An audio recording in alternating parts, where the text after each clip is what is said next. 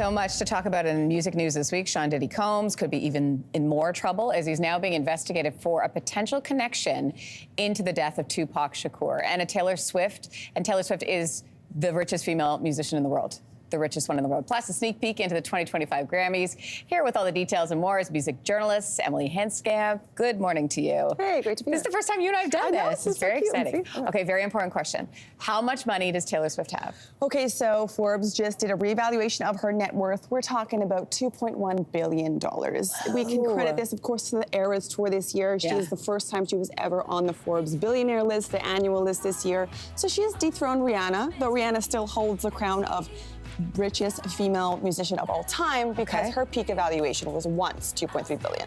But now it's Taylor at number 2 and sitting pretty at number 1. We got Jay-Z with a whopping $3.3 billion, Lindsey. Whoa. That's unbelievable. It's hard to wrap your head around those numbers. I know. Monopoly money? I know, and there's so much more career to go. So here we go, up, up, and up. The Grammys are in February. We now know the categories. What can you tell us? Yes, so the Recording Academy just had their annual kind of committee meeting where they determined which categories certain songs and albums will be eligible for, and they also determined who's eligible for Best New Artist. So we've really got 2 takeaways here. Okay. First, Beyonce's Cowboy Carter is going to be considered eligible in the country category. This is big news because, as we know, the Country Music Awards shunned her. They did not recognize her as country, so in your face, Country Music Awards. That's right. The second takeaway is Best New Artist. So predictable here would be Chappell Roan, she's favored to win. People are scratching their head, though, because Sabrina Carpenter was nominated, and this is her 6th album. But I'll remind everyone that the category was kind of expanded, so it would be more inclusive. So it's not, there's no maximum amount of music, so just a minimum. It feels like a popularity contest. Exactly. You just have to have, they say, a peak moment of performance in the past Grammy calendar year, which obviously Sabrina has had. So 6 albums in, Best New Artist, doesn't have to make sense.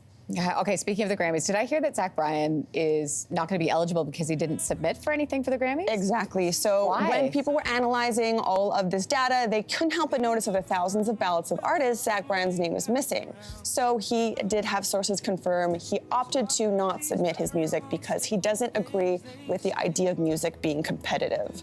So he now joins the ranks of Drake and The Weeknd, this small but gradually growing cohort of people who are boycotting the Grammys because they do not agree with its kind of influence or lack thereof within the music industry. I was going to say, okay, so I feel like it's a bigger thing than we don't want to be competitive with each other. It's got to be more to that. Yeah, well, let's dig. Let's dig. TBD. Okay, to be continued, okay, let's talk Diddy. What is the latest on his potential connection to the murder of Tupac? That's what people are talking about now. Yeah, so Tupac's family hired Alex Spiro. You might know him as he's currently representing New York Mayor Eric Adams. He's a busy man, but they are looking to the tie between Tupac's murder and Diddy. So we know that Tupac was murdered in 1996, height of the East Coast, West Coast hip-hop feud.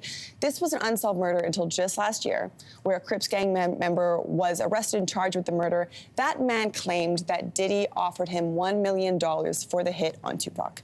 So right now, Alex Spiro and his team are looking into that link. Diddy has denied this strongly throughout, so we'll have to see what comes up in that investigation, if anything. All right, moving on to Donald Glover. We were talking about this yesterday. So we know that he's canceled his European and North American tours, right? We don't know exactly why, but what have we learned? So basically we knew, at the beginning he canceled just the North American tour. He said he had some health issues he had to take care of. He was supposed to start again in France on October 31st, but now he has said this health ailment has gotten so serious he needs surgery. He needs time to heal from that surgery. He's canceling the tour altogether. But we don't know exactly what We don't know exactly what the health condition is, but the reason this is significant, we're hearing several artists canceling their tour, but for him, this was his retiring of the moniker and persona Childish Gambino. This is the last ever Childish Gambino tour. I was lucky enough to see it in Toronto. And it was incredible. So it's a sad day for fans, but hopefully he heals quick and we'll see what happens. Absolutely. Great to see you, Emily. Thanks for coming in. Here. Thank you. If you liked that video, make sure to subscribe to the Your Morning YouTube feed where you can find all kinds of new content posted every weekday morning.